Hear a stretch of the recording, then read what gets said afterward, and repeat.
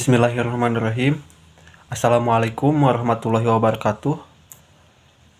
Perkenalkan, saya Ahmad Ridwanul Alam, NPM 101204388, kelas F2 Manajemen.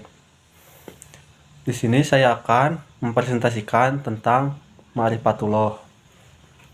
Langsung saja ke pembahasannya. Ma'rifatul insan. Manusia pada mulanya tidak ada, tidak berwujud, tidak berbentuk, bukan apa-apa. Atas kudrat irodat Allah, manusia diciptakan. Prinsip penciptaan manusia. Bukankah telah datang atas manusia suatu waktu dari masa, sedang ketika itu ia belum merupakan sesuatu yang dapat disebut. Dan tidaklah manusia itu memikirkan bahwa sesungguhnya kami telah menciptakan dahulu, sedang ia tidak ada sama sekali. Adanya manusia di dunia ini hanya atas dasar kehendak Allah. Manusia seharusnya hidup sesuai dengan fungsi dan tujuan penciptaannya. Proses penciptaan manusia. Ajali. Ajali adalah tidak berawal dan berakhir kekal atau alami. Proses. Tidak ada peran serta manusia melalui perantara manusia. Pertemuan sel telur dengan sel sperma. C. Bahan dasar manusia. Bentuk dasar. Tanah liat, saripati air yang hina. Mempunyai kecenderungan kuat pada tanah keduniawian. Isi dasar. Ruh yang ditiupkan oleh Allah. Mempunyai kecenderungan dan kebutuhan akan petunjuk Allah. D. Potensi dasar manusia. Akliyah, untuk diisi ilmu. Ruhiyah, untuk diisi tekad. Jasadiyah, untuk beramal yang mahruh ditinggalkan. Potensi eksternal. Huda, fitrah. Potensi internal melekat dan dimiliki oleh setiap manusia di dunia. Potensi eksternal adalah pengarah dan pembimbing potensi-potensi internal agar berfungsi sesuai dengan kehendaknya. Manusia akan dapat menjalankan tugas, fungsi, dan tujuan penciptaannya apabila mengoptimalkan dan menggabungkan kedua potensi yang diberikan oleh Allah, karena setiap potensi akan dimintai pertanggungjawaban. Dan janganlah kamu mengikuti apa yang kamu tidak miliki ilmu tentangnya. Sesungguhnya pendengaran, penglihatan, dan hati semuanya akan dimintai pertanggungjawaban. Maka berpegang teguhlah kamu kepada agama yang telah diwahyukan kepadamu. Sesungguhnya kamu berada di jalan yang lurus. Dan sesungguhnya Al-Quran itu adalah benar-benar suatu kemuliaan besar bagimu dan bagi kaummu, dan kelak kamu akan dimintai pertanggungjawaban. Tujuan, fungsi, dan tugas manusia. Tujuan, manusia diciptakan hanya untuk beribadah kepada Allah. Fungsi, sebagai khalifah atau wakil Allah di bumi. Tugas, mengembangkan amanah untuk menjalankan Al-Quran. Sifat dasar manusia dan terapinya. Bersabar dalam berproses,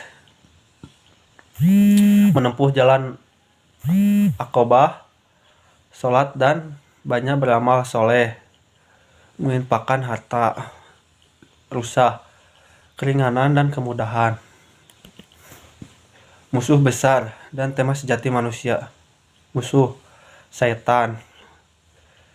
Hizbus syaiton, teman. Hizbullah, Allah, Rasul, orang mukmin. Pola hidup manusia. Mukmin, muttaqin.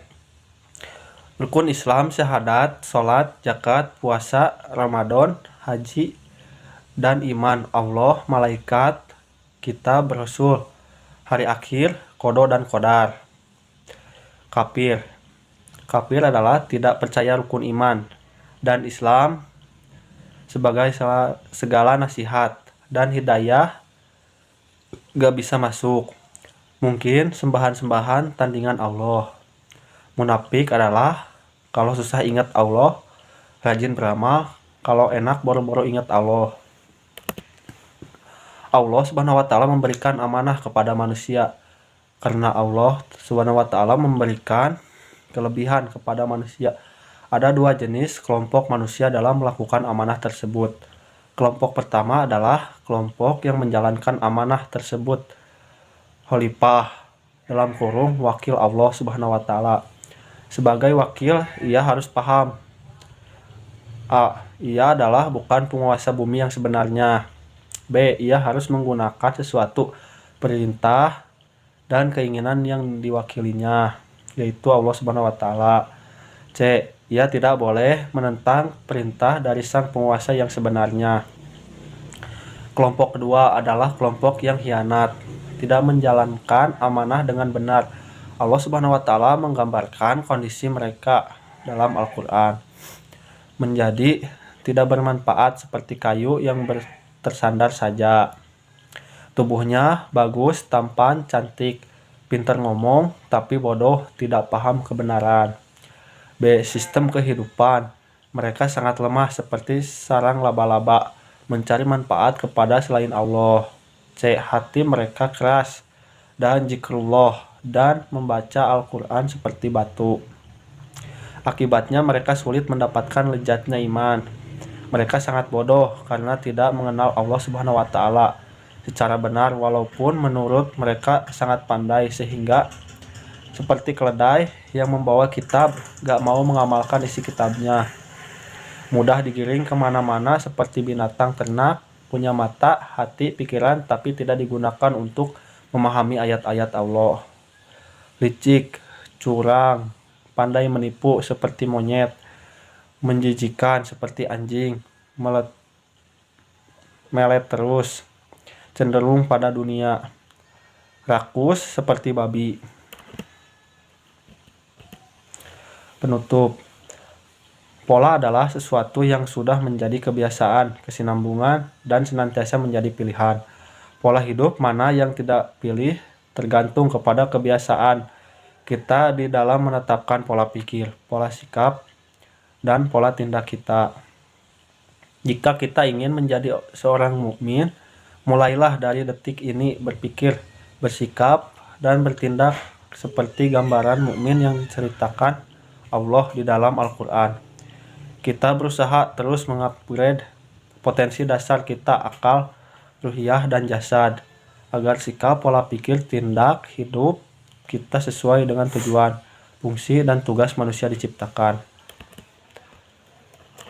Sekian presentasi dari saya. Mohon maaf bila ada kesalahan.